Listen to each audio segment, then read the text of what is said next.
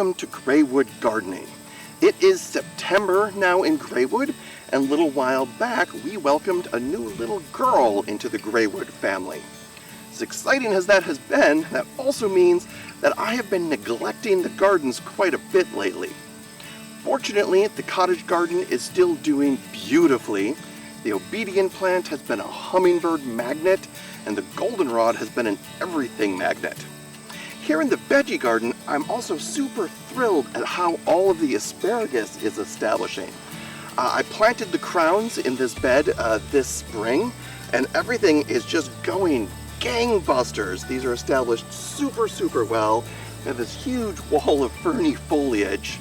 And so this means that next year we should definitely get to have our first small harvest of asparagus. And even a small harvest across 40 plants should be a decent amount.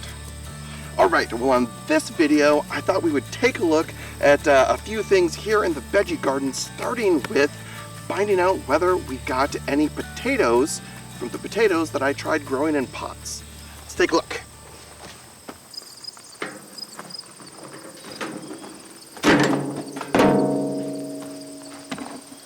Alright, so these are the potatoes that I grew in pots for the first time this year. And it is time to see whether we actually grew any potatoes. Now it's worth noting I did not treat these really great. It became pretty clear as they got mature that they had to be watered every 3 days. And on 2 different occasions I let them get to day 4 and they wilted down to the ground.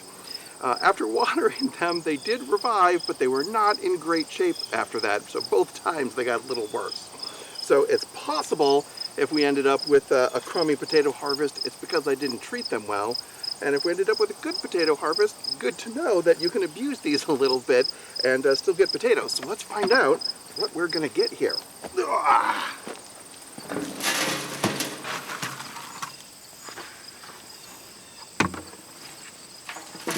Oh ho ho! Oh, that is a beautiful big old potato. Okay, what do we got? Here, there's another. Oh.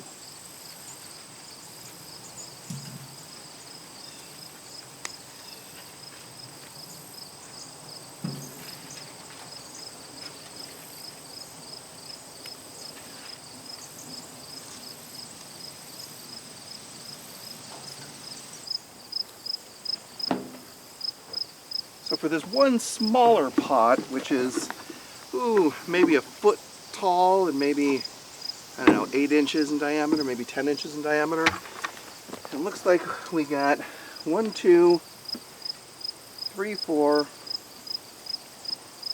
5, 6 good-sized red potatoes and 1 wee little one. Let's see what we get from some of these others.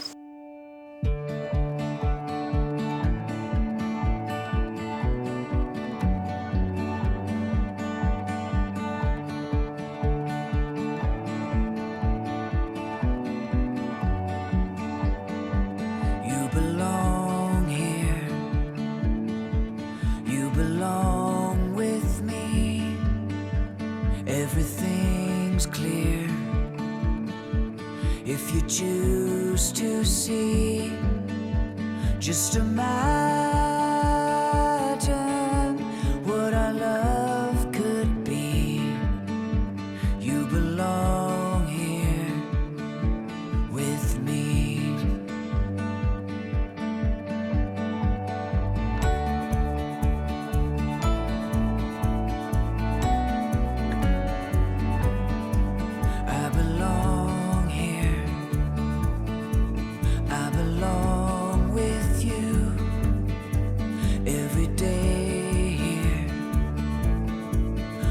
Feels so new.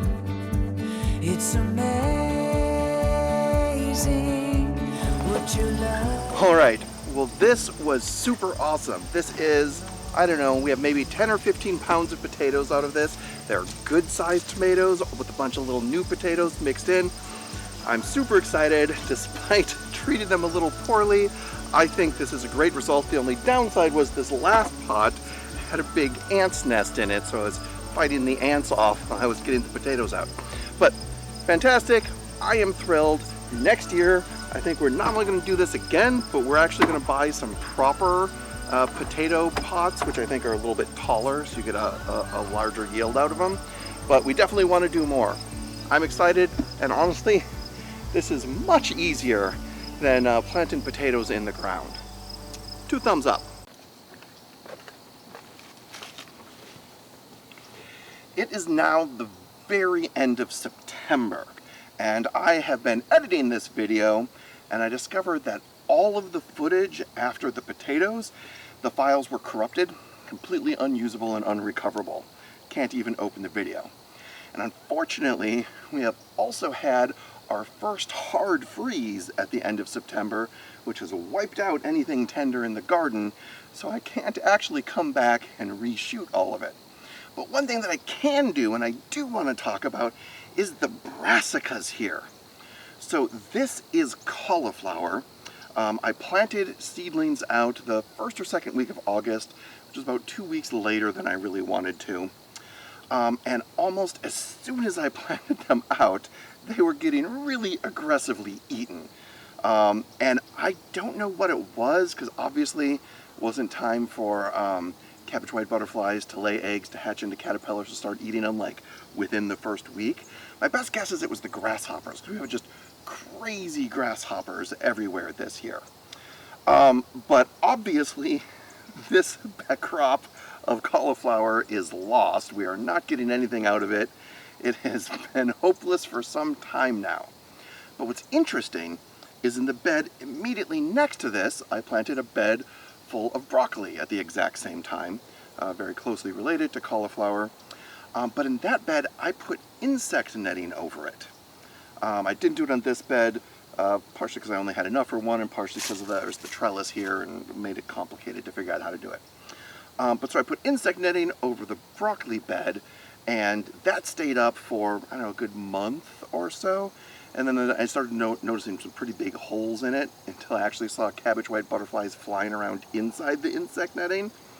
And so in the video that I shot several weeks ago, I took the insect netting off for the first time, and it is unbelievable how much better the broccoli is doing than the cauliflower here.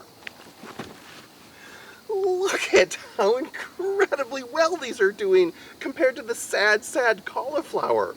I mean, this is an amazing difference, and these in fact are already growing broccoli heads in them. If I wanted to make a commercial for insect netting, I don't think I could do better than this. Without insect netting, with insect netting. Without insect netting, with insect netting.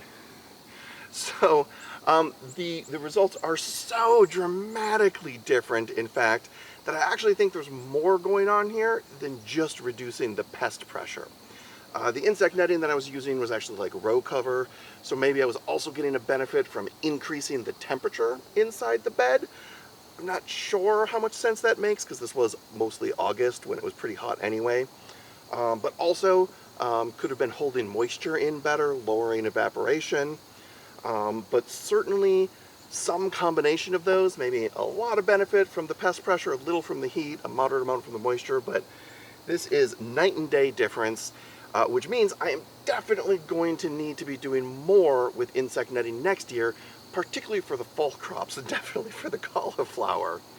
For the spring, I'm not sure how necessary it is. We had a really great broccoli crop in the spring, and I just picked off and squished the caterpillars as I found them. But the pest pressure is so much higher in the middle of the summer than it is in early spring, that I think this really makes a difference. And in some ways, it's a little sad, because I have to say, the beds covered with insect netting look pretty ugly.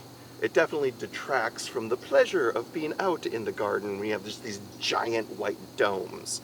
But I cannot argue with the results, and I will definitely be doing more of this. Alright, well that is everything that I have for you now on this video.